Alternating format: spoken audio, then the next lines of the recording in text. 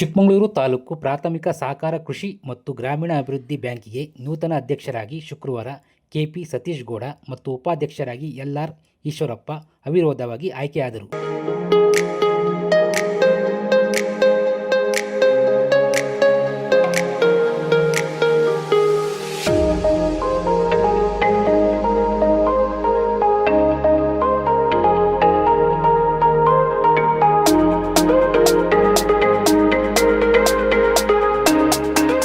ಈ ವೇಳೆ ಅಭಿನಂದನೆ ಸಲ್ಲಿಸಿ ಮಾತನಾಡಿದ ವಿಧಾನ ಪರಿಷತ್ ಸದಸ್ಯ ಡಾಕ್ಟರ್ ಸಿಟಿ ರವಿ, ರೈತರ ಅಭಿವೃದ್ಧಿಗಾಗಿ ಮೀಸಲಿರುವ ಬ್ಯಾಂಕ್ ಶೇಕಡಾ 3% ಕಡಿಮೆ ಬಡ್ಡಿ ದರದಲ್ಲಿ ರೈತರಿಗೆ ಸಾಲ ಸೌಲಭ್ಯದ ನೆರವು ಕಲ್ಪಿಸುವಂತಾಗಲಿ. ಈ ಸಂಸ್ಥೆಯನ್ನು ಆಡಳಿತ ಮಂಡಳಿ, ನಿರ್ದೇಶಕರು, ರೈತಾಪಿ ವರ್ಗವು ಉಳಿಸಿ ಬೆಳೆಸುವ ಕಾಯಕದಲ್ಲಿ ತೊಡಗಿಸಿಕೊಂಡು ನಂಬಿಕೆಗೆ ಅರ್ಹವಾಗಬೇಕು ಎಂದು ತಿಳಿಸಿದರು. ಪೂರ್ವದಲ್ಲೇ ಪ್ರಾರಂಭ ಆದಂಥ ಆರಂಭದಲ್ಲಿ ರೈತರಿಗೆ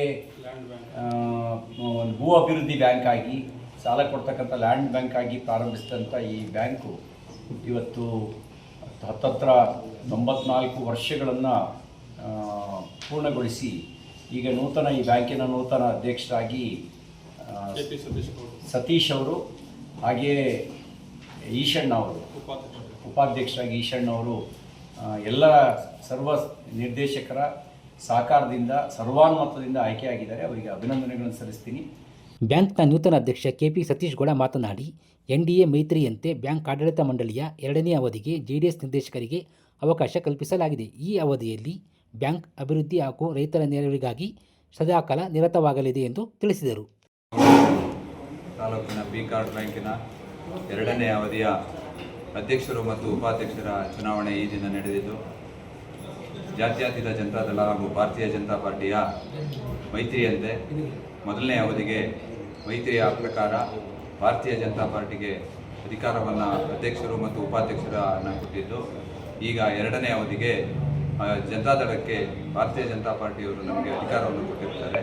ಅವರಿಗೆ ಮಾಜಿ ಅಧ್ಯಕ್ಷರಾಗಿರ್ತಕ್ಕಂಥ ಅವಧಿಯಲ್ಲಿ ಕೊಟ್ಟಿರ್ತಕ್ಕಂಥ ಅಧಿಕಾರವನ್ನು ಬ್ಯಾಂಕಿನ ಅಭಿವೃದ್ಧಿಗೋಸ್ಕರವಾಗಿ ಹಾಗೂ ರೈತರ ಏಳಿಗೆಗೋಸ್ಕರವಾಗಿ ಉಪಾಧ್ಯಕ್ಷರಾಗಿರ್ತಕ್ಕಂತಹ ಈಶಣ್ಣನವರ ಸಹಕಾರದಿಂದ ಹಾಗೂ ಆಡಳಿತ ಮಂಡಳಿಯ ಎಲ್ಲ ನಿರ್ದೇಶಕರುಗಳ ಸಹಕಾರದಿಂದ, ಮಾಜಿ ಅಧ್ಯಕ್ಷರುಗಳ ಸಹಕಾರದಿಂದ ಆಡಳಿತವನ್ನು ಉತ್ತಮ ರೀತಿಯಲ್ಲಿ ನಡೆಸಿಕೊಂಡು ಹೋಗ್ತೇವೆ ಎಂಬತಕ್ಕಂಥ ಮಾತನ್ನು ಹೇಳ್ತಾ ಬ್ಯಾಂಕಿನ ಈ ಸಂದರ್ಭದಲ್ಲಿ ಬ್ಯಾಂಕ್ ನಿರ್ದೇಶಕರುಗಳಾದ ವಿಎನ್ ರಮೇಶ್, ಇಆರ್ ಮಹೇಶ್, ದಾನಿಹಳ್ಳಿ ಮಂಜುನಾಥ್, ರಾಜು ಮಣೇನಹಳ್ಳಿ, ಎಎಲ್ ದಿನೇಶ್, ಎಂಟಿ ಸುನಿಲ್, ಟಿಇ ದಿನೇಶ್, ಶಶಿ ಚಂದ್ರೇಗೌಡ, ಹೇಮಾವತಿ ಹಾಗೂ ಮುಂತಾದವರು ಉಪಸ್ಥಿತರಿದ್ದರು.